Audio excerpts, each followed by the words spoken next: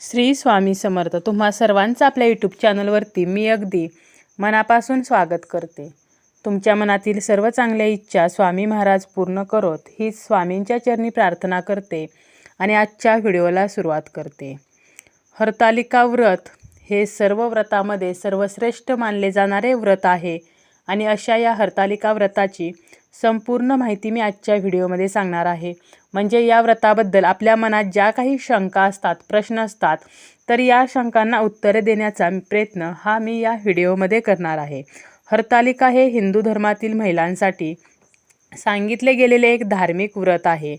हरिता म्हणजे जिला नेले ती आणि लिका म्हणजे सखी म्हणजे जिने नेले ते. पार्वतीला शिवप्राप्तीसाठी तिची सखी तपश्चर्येला घेऊन गेली आणि म्हणून पार्वतीला हरितालिका असे म्हणतात. हरितालिका व्रताला हरतालिका तीज किंवा तीजा असेही म्हणतात. हे व्रत भाद्रपद महिन्यातील शुक्ल पक्षाच्या 3ऱ्या दिवशी पाळले जाते. या दिवशी स्त्रिया माता पार्वतीची मनापासून पूजा करतात, उपवास करतात आणि हा उपवास दुसऱ्या दिवशी सोडला जातो. हे व्रत अतिशय कठीण मानले जाते कारण हा जो उपवास आहे तर तो निर्जली उपवास केला जातो. परंतु काही कारणाने प्रत्येकाला निर्जली उपवास करणे शक्य नसते, त्यामुळे फलाहार करून हा उपवास करावा. पार्वतीने भगवान शिवांना प्राप्त करण्यासाठीच हे व्रत सर्वप्रथम केले होते आणि त्याला अनुसरून माता पार्वती आणि शिव यांच्यासारखे आपल्यालाही वैवाहिक जीवन मिळावे म्हणून सौभाग्यवती स्त्रिया हे व्रत करतात.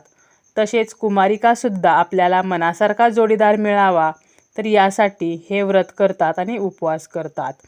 तर देवी पार्वतीला शिवशंकर यांना पतीच्या स्वरूपात प्राप्त करण्यासाठी तब्बल 107 वेळा जन्म घ्यावा लागला होता असे मानले जाते आणि 108वा जन्म घेतल्यानंतर माता पार्वतीच्या कठोर तपश्चर्येमुळे आणि भक्तीमुळे भगवान शिव हे त्यांना पती म्हणून प्राप्त झाले होते. त्यामुळेच आपल्याला सुद्धा अखंड सौभाग्य मिळावं, आपल्या पतीला दीर्घायुष्य मिळावं यासाठी सौभाग्यवती स्त्रिया हे व्रत ठेवतात. ज्याप्रमाणे सर्व नक्षत्रांमध्ये सर्वश्रेष्ठ चंद्र आहे, सर्व ग्रहांमध्ये सूर्य हा श्रेष्ठ मानला आहे, त्याप्रमाणे सर्व देवांमध्ये विष्णूंना श्रेष्ठ मानतात, नद्यांमध्ये गंगेला श्रेष्ठ मानला आहे आणि सर्व व्रतामध्ये हरितालिका व्रत हे सर्वश्रेष्ठ आहे. जी कोणी स्त्री हरतालिकेचे व्रत करते तर तिच्यावर माता पार्वतीची विशेष कृपा राहते आणि तिला माता पार्वती अखंड सौभाग्याचा आशीर्वाद देते अशी सुद्धा मान्यता आहे.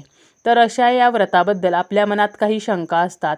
उपवास कसा करावा, तो उपवास कधी सोडावा, कुमारिका विधवा हे व्रत करू शकतात का, तसेच जर व्रत करताना किंवा ज्या दिवशी उपवास आहे त्या दिवशी सुतक पिरियड असेल तर काय करावे आणि कोणत्या 2 गोष्टी आपण करायलाच हव्यात, या 2 गोष्टी केल्या नाहीत तर या व्रताचे फळ मिळणार नाही, हे व्रत पूर्ण होणार नाही. तर ही संपूर्ण माहिती आपण बघणार आहोत.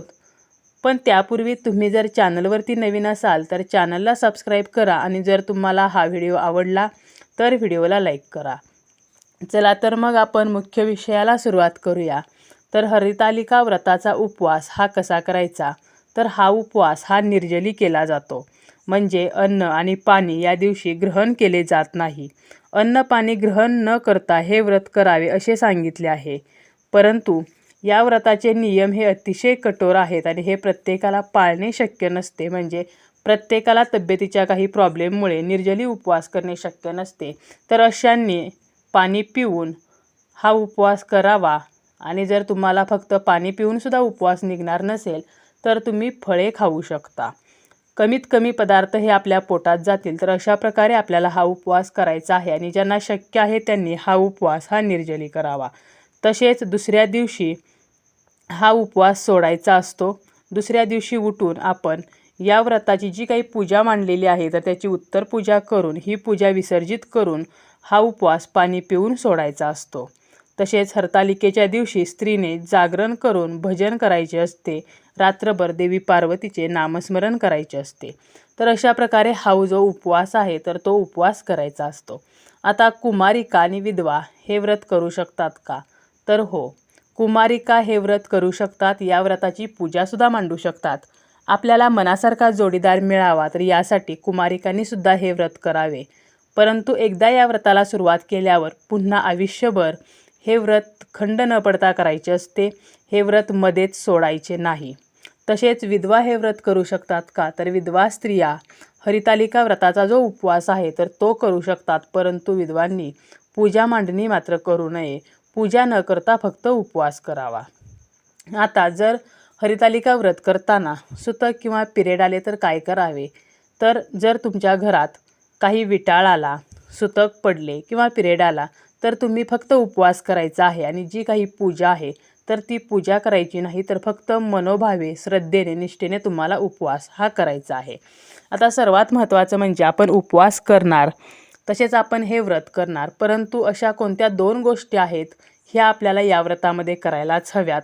नाहीतर तुम्ही कितीही साग्रसंगीत पूजा केली तरीही हे व्रत पूर्ण होणार नाही. तर त्यातील सर्वात महत्त्वाची गोष्ट म्हणजे तुम्ही जेव्हा या व्रताची पूजा मांडणार आहात, ती पूजा करणार आहात, तर त्यापूर्वी सर्वप्रथम आपल्याला गणपती बाप्पांची पूजा ही करायची आहे. गणपती बाप्पांना आपण सुखकर्ता म्हणतो, त्याप्रमाणेच गणपती बाप्पा हे विघ्नहर्ता सुद्धा आहेत. आणि आपण जर गणपती बाप्पांची पूजा करून हरितालिका व्रताची पूजा केली तर हे व्रत कोणत्याही अडचणीशिवाय पूर्ण होते. कोणतीही अडचण आपल्याला येत नाही. त्यामुळे आपल्याला गणपतीची पूजा करूनच हरितालिका व्रताची पूजा ही करायची आहे. त्यामुळे ही एक गोष्ट आपल्याला हे व्रत करताना करायचीच आहे. आणि यानंतर दुसरी कोणती गोष्ट आहे तर आपण या व्रताची पूजा करतो, आरती करतो, नैवेद्य दाखवतो आणि यानंतर आपल्याला हरितालिका व्रताची जी कहाणी आहे, जी यामागे कथा आहे, तर ही कथा आपल्याला वाचायची आहे.